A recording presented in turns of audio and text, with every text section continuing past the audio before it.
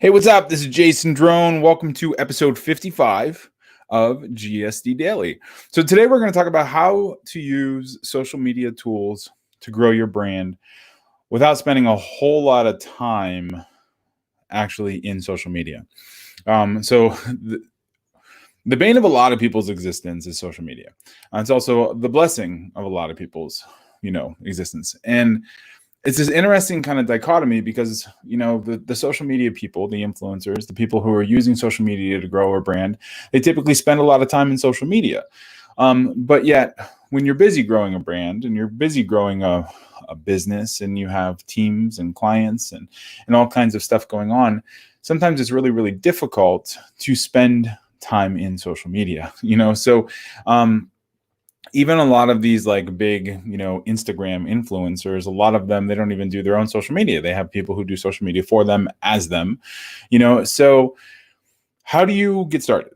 How do you use tools? How do you leverage technology to grow your business inside social media without spending a fortune and without just wasting an entire day posting stuff on Facebook or Instagram or YouTube or whatever? So that's some of the stuff that we're going to try to uncover. Now, it's one of those things that I just in the last probably 2 or 3 months really started using organically social media the way it was supposed to be used. Not supposed to be used, but trying to chip away at it. And there's some things that I have done that work out pretty well. So those are the things I'm going to share today. This isn't by any means saying that these are the only ways to do it, but it's supposed to be like a jumping off point to give you some ideas on how to start leveraging some of these tools and software so that you can start growing your brand in social, and start, selling more stuff, at the end of the day. So, for those of you who are new to this channel, who are new to me, this podcast, my name is Jason Drone. I'm the creator of doneforyou.com, and we specialize in 3 things: creating offers, building sales funnels, and then also building marketing automation. So that's what we're known for. It's what we're really good at. So this is just one of the pieces. This is it's one of the automation pieces, because every business, the lifeblood of every business is traffic. And in order to get traffic, you need channels. So this social media is a couple different. Social media is the channel, the vertical that you can get traffic from. So, and if there's anything you need, any comment, just go ahead and drop it over in the comments if you're on Facebook or YouTube or whatever, and then we'll go from there. So, today we're going to talk about social media tools, and so I just wanted to go through and kind of just do a precursor on social media. It's amazing how many business owners I've talked to, especially right now, that they don't really know much about social media. And it's not that they don't know. They know social media figuratively. You know what I mean? Like, they know what social media is. They know that the kids use it. But a lot of them don't necessarily know if their business applies, if they can use social media, which platforms they should be using. So we're going to do just a kind of a precursor social media brain dump. Then we're going to talk about the tools from there. So now social media, the popular platforms: Facebook, YouTube, LinkedIn, Instagram, and Twitter. So Facebook and YouTube are, it depends. So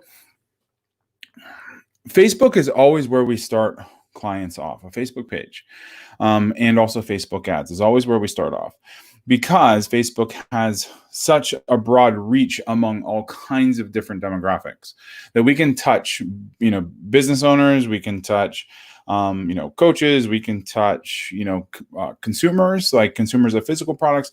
There's so many different ways that we can use Facebook, and Facebook has incredible data that you can leverage for startups. So you can upload your customer list, upload a prospect list, create custom audiences, use and create lookalike audiences. So Facebook is a fantastic tool for getting started. YouTube is video-based. If you don't mind videos, YouTube is a great way to do it too. And even like this live stream, we're actually streaming to Facebook, a couple groups inside Facebook, my profile, and the Done For You page. And then we're also streaming to YouTube as well. So we're actually streaming to 2 different platforms, but YouTube is great for video content, and you can generate quite a few subscribers and stuff on YouTube too. LinkedIn is great for businesses. So the average, the average revenue is over $100,000, or the average income for like 55% of LinkedIn users is over $100,000. LinkedIn it's a business community. So if it's a B2B offer that you are making, LinkedIn is a great way to do it. Instagram, younger generation. It's image-based, image-based short videos, but you can use Instagram there. So if you're looking to tap into a younger demographic, they're going to be on Instagram. And Twitter is kind of odd, there's lots of different demographics on Twitter. We've never used their ad account or their advertising. To us, it's more like a news kind of, like a news broadcast mechanism. But there are people who use Twitter to great extent, like Elon Musk. So Facebook is our absolute favorite social media platform to roll new clients into, even if it's B2B. At the end of the day, business owners are on Facebook because they're looking at their pictures of their kids or their grandkids or whatever. So business owners are there. And right now, in the midst of the pandemic, everybody is reachable on Facebook, so you really can get in front of just about anybody you want in Facebook. All your friends, your clients, your prospects, they're already there, which means sharing your content is going to be easy. So if people know, like, and trust you in the real world, then they're going to like your stuff on Facebook too. Paid traffic campaigns, namely video view campaigns, are really key to building quick success. So you're able to put a video up on Facebook, pay 1 cent per view, it's usually 1 cent, 1.5, 2 cents, somewhere in there per view. And so if you spend, $500, you could get 400 or 500 views, and then Facebook tracks how much of that video somebody watches. Or if you put that video in your Facebook page, you don't even need to spend anything. Then people are going to, Facebook tracks how much of that video somebody watches. So even right now, if you are on Facebook, Facebook is tracking how much of this very video that you were watching. And then I can use that to retarget you, so, which is kind of creepy, I know, but it works out pretty nicely from an advertiser standpoint. So you must create organic content and videos to do well with social though, so you need to post articles, post questions, post video, post pictures. You have to, it's the social mechanism of social media is social. So you have to give, you take by liking other people's stuff, consuming other people's content, so it's a very give and take relationship. People want to see you, YouTube in another breath, it's the world's largest video provider. So tens of thousands of people are making more money through sponsorships than they would if they actually had a real job. In the DFY Accelerate group, I've lately been posting some YouTube income numbers, and the numbers are crazy. One video will net somebody $17,000 in a year, just from YouTube's partner program, or certain sponsorships will make somebody $100,000 in a year if the product is used in the video. So there's all kinds of different ways to make money with YouTube, as long as you're providing the content. Now, creating a channel and adding videos to that channel is paramount to your success. And the earlier you start, the better. So this is the best time to start was 4 years ago, 5 years ago. The second best time to start is right now. I hate that saying whenever I hear it, but it's perfectly applicable right here. Because if you put off the idea of making videos, the best thing you can do is just get started today. Literally, like when this pandemic hit, I was doing some podcast stuff, but I wasn't doing the live streaming. So I thought it was a really great opportunity to basically show up and to force myself to create content every day. Now we're in episode 55 of this, and I have 20, each one is about 20, 25 minutes, sometimes 30 minutes or more. I have like 25 or 30 hours worth of video content now that I haven't even had, because of the videos. We've been so busy, I haven't been able to go back through, but there's little social media clips. I've been getting transcripts. there's so many ways that I can leverage the video, and the video is over on YouTube. So people are watching it every day. It's on Facebook. People are watching it every day. So the best thing you can do literally is to start today, turn on a camera and just start creating a video. It doesn't matter what you say. It can be this long. It can be 2 minutes, but just get started, do something. Now, video has a long tail effect. So your video might only get a few hundred views in the first week, but 2 years down the road, it might have racked up hundreds of thousands of views. In fact, I had a friend who last week, he was like, does it bother you that only you don't get like hundreds of people watching your live streams? I'm like, no, not at all. Like if I have nobody watching my live stream, it's fine, because I don't, the on-demandness of the live stream, if 0 people watch an entire live stream, it doesn't matter to me, because hundreds, thousands of people will watch that live stream in the life cycle of that video. So just by creating the content, I'm able to leverage it in other ways. It's a benefit if somebody watches the video, but if not, that's fine too. Somebody down the road is going to watch it. And if I just impact one person's life, just by giving a strategy, then it's made all the difference. You know what I mean? And YouTube videos give you really, really great search rankings. So keyword loading, the title and the description of a YouTube video almost guarantees that you're going to get ranked in the search engines for that video. Now, the video needs to be well put together. It needs to sell.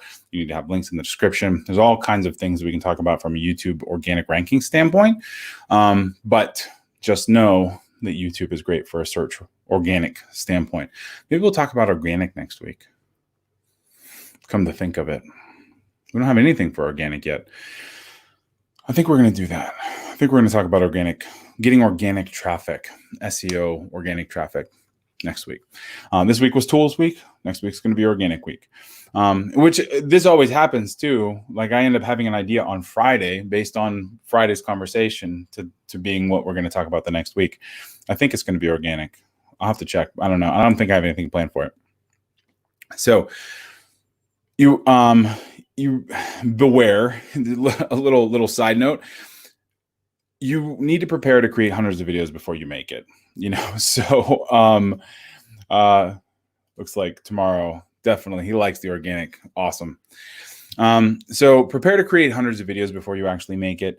At best, if you can speak to a niche and sell some of your products and services, it's a great return on investment. But like Gary Vee, I was listening to one interview, and somebody asked if they could interview Gary Vee on their podcast, and Gary Vee said, "Yes, absolutely. Once you post your 100th episode, I will be number 101." And the reason he said that was because in his experience, it takes 100 episodes in order to kind of break free, in order to have that long tail effect. Because think about it. If somebody is a one-hit wonder, they have a video, they post the video, you like the video, you go to their channel, you see what else they have, what other videos they have. If they have nothing there that you can kind of dig into, then all of a sudden you're like, well, you forget about them because it was just the one video. Now, if you go to their channel and they have 99 other videos that are all really, really worthwhile to you, then you better believe you're going to subscribe. So that's the thinking behind the 100 videos. In Russell Brunson's book, he talks about 100 days worth of content to establish yourself as an expert in a space, which I totally believe. Now, LinkedIn is really becoming the social media darling. It has for like the last year or so, really, really picked up in popularity. It's, even though it's been around forever, it's a publicly traded company and is now owned by Microsoft. LinkedIn really has done really well for itself lately. So if you are a business who is selling to other businesses, you must produce content like articles and videos on LinkedIn. There's no better way to get massive business exposure than being on LinkedIn. And connecting with industry leaders can help. Connecting with industry leaders and people that can help bring your business is really quick and easy there. You can set up a group. You can post videos. It has a lot of the same video sharing functionality, so you can establish a foothold for yourself by creating a company page, by posting videos. They're just in the infancy of their live streaming capabilities. It'll be really great once they roll it out site-wide.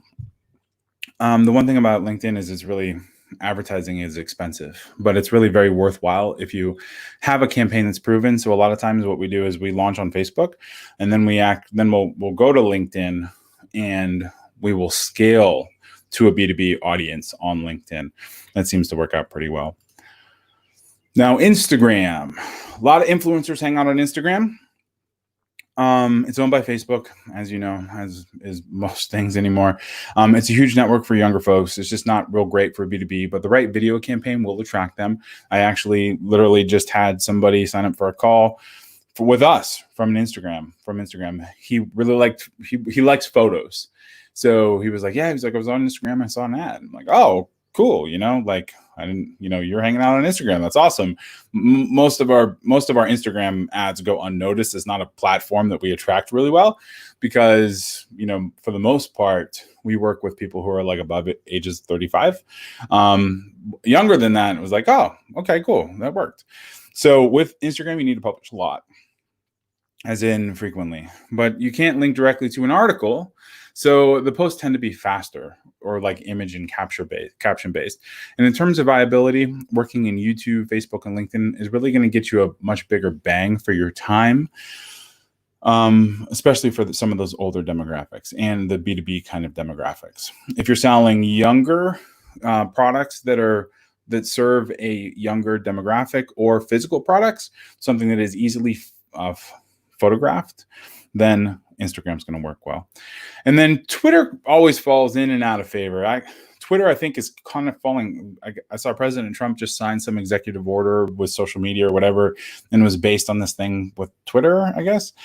So I don't know. It's really our least favorite network, but it can be used to establish a good following and then point that following toward a link, toward a website, toward an opt-in, whatever, your products and your services. And it's worthwhile to syndicate your content to Twitter and post things on occasion, using like Zapier, which is an API integration service, or If This Then That, which is another kind of mobile-based integration service. But focusing on Twitter exclusively is probably a waste unless it's kind of tied in with some other platforms, or unless you're Elon Musk and have like 30 million followers. So it's kind of the social media wrap up. I wanted to kick through some tools though and show you how it all comes together. All right, so I'm going to share this. Stop sharing that screen. I'm going to share my browser. So this is a blog post that I wrote quite a while ago, probably 3 or 4 years, that might give you a little bit more insight into the social media piece. I'm going to drop this in the link. This was actually kind of some of the inspiration behind the content the content we already went through. And then we're going to make this bigger. And so this is a tool that I really like. So my work, I'm really big with workflows. If you haven't been able to tell, so it's hard for me to get in the swing of things because like so many of my hours are spoken for throughout the day. I always try to compress like my social media stuff into the most, the most condensed period of time possible. And so what I do, my workflow in the morning is, well, now I've been waking up at 4 o'clock every morning. So I used to wake up a lot. We should do an episode just on like personal growth stuff. But so I used to wake up at 4:30. I've been waking up at 4 in the morning. And one of the first things I do is I read the news. Well, I read the news to keep up on, the goings on of the world. And I so basically I would find myself reading the business articles and I was like, wow, there's some really cool stuff in here that I could share. So in looking for places or a way that I could share it once and share it to all kinds of platforms, I found Hootsuite. Now, there's a lot of social media syndication services. Hootsuite is the one that I think is the biggest or the most well-renowned, I guess. There's some things it does really well and some things it doesn't do really well. It'll share to Facebook groups, Facebook pages, LinkedIn, Twitter, Instagram if it's photos, but you can't share news to Instagram. It doesn't share to personal profiles, but none of the services share to personal profiles, but it will share it to your page and your group and YouTube and like some of the other platforms. So what I do is I open up the news app on my iPad every morning. And I go through and I find some things that I'm interested in. And then I just hit the little Hootsuite app, like share to Hootsuite. And then I select all the different platforms that I want to share this article to. So usually it is like Twitter, the Done For You Facebook page, the Done For You traffic page or funnels page or whatever, whichever groups I think it works well in. And then I'll share it to LinkedIn, the LinkedIn company, which is my company, Leveling Up LLC. And then I'll just hit send. And then it will send it to all those places, but not when I send it. It does an auto schedule, and it has like this intelligent auto scheduling functionality. So I do all of this at like 4:30 in the morning. I go through, I read the news for half an hour, and I just, basically schedule a bunch of posts throughout the day. So, and then it syndicates them through all my stuff and schedules them for me, and I don't have to worry about like when things are going out. So as you look at any of our pages, you'll see kind of a 3 or 4 posts, 3 or 4 articles a day. And then we have the live streams, of course. And then sometimes I'll throw up a picture of like Sebastian or whatever. The only thing I actually post is these. So these are live. And like the personal stuff, but all the articles, that's all syndicated from Hootsuite. I think you can even tell, it even says Hootsuite on the thing, but it's just my workflow. So you wake up, you read the news, you share the interesting stuff to the groups and pages and stuff that, I think people are going to be interested in. I add my own 2 cents here and there, and that has worked out pretty well. So that's one of the social media tools that I use. Now, if we look at StreamYard, which is actually where I'm streaming this, podcast or this live stream from. This is actually my live stream right there. I'm not sure if I can go to the public side of this. So tomorrow says, is this similar to a content calendar for your social media? Yeah, you can think of it as that. Yeah, so I don't have like a calendar. Like some days I'll share a bunch of stuff and some days I won't share anything. Well, it's rare that I don't share anything. I usually try to go find something to share. If I'm like through, like if I'm through reading the news, then I will end up trying to find something to share just so a day doesn't go that I don't share something. But I personally use like the Apple News app. So like a news aggregator that you could then share social media stuff from. So now StreamYard works a lot like StreamYard, one place you record. So this video is actually being recorded through StreamYard and then sent out to YouTube and Facebook. So super, super nice tool. You don't even need to live stream. You can just record it if you want. But it's the nicest live stream software that I have found. And I've also played with this one. So back when I very first, it's not .com, I think it's .io. So back when I first got into live streaming, like months ago, I tried Restream, and Restream works out pretty nicely. They have a live stream platform. It's not as nice, or it wasn't at the time as nice as StreamYard. They also have a automated. So you can live stream directly from the platform. They also have a functionality where you can schedule videos to live stream, which is kind of cool. They do this multi-streaming. The scheduler is what I was talking about. And then the multi-streaming studio is like their live stream platform. So you can... There's the interface right there. So basically like this, you can go in, you can stream right to the platform. You can do banners, you can do questions and call outs and all that other stuff right here. And then you can schedule a video. So you don't even need to do like a live stream. You can schedule a video and then it streams as if it was live. But then I couldn't do this. Like I couldn't, throw up tomorrow's comment here. So tomorrow asks, what are your thoughts on StreamYard compared to Ecamm and Zoom? Never used Ecamm. Zoom, I have used, but I've never streamed from Zoom. But a lot of the guys that I know who are using Zoom for live streaming, they're going to StreamYard. In fact, I had a couple calls last week, and they were like, "Oh, you use StreamYard? We really like it. We started using it." So, which is cool. So if you want to have a video that plays as live, then this restream scheduler will work. And then this multi-streaming, which I'm actually going to start playing with the multi-streaming because in terms of video solutions, I picked up a Sling Studio. So Sling Studio gives you some multi-camera functionality inside of your office. So not just talking here, but I can also go to my desk, and I can just switch the feed, and then I can go sit down at the desk and do something on the screen. Or I can switch the feed and go do something in a whiteboard, and then all of that is streamed to you. So I'm pretty excited about playing around with that. So that is one of the things that I have in mind for the coming weeks. So eventually I'll figure out how to do it. So let's see. We talked about Hootsuite. We talked about StreamYard. We talked about Restream. I think it's really the other social media tool that I think is interesting is Canva.